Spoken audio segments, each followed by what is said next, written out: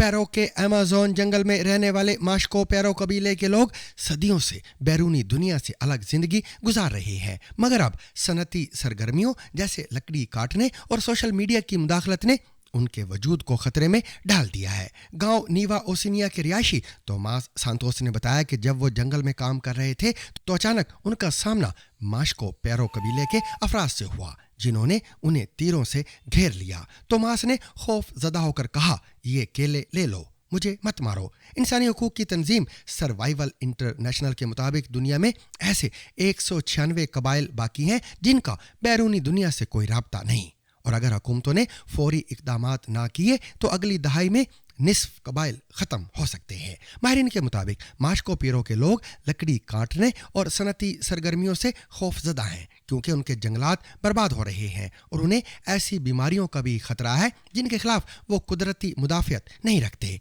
पैरो हुकूमत ने इस कबीले के तहफ़्फ़ुज़ के लिए नॉन कंटेक्ट पॉलिसी इख्तियार कर रखी है, मगर मुकामी अफराद का कहना है कि हुकूमत ने इन्हें तना छोड़ दिया है। तोमास के बकौल, हम सिर्फ ये चाहते हैं कि उन्हें वैसे ही जीने दिया जाए जैसे वो जी रहे हैं। Sabemos que por dónde anda, por ahí hacemos los chacas y ellos mismos que llevan.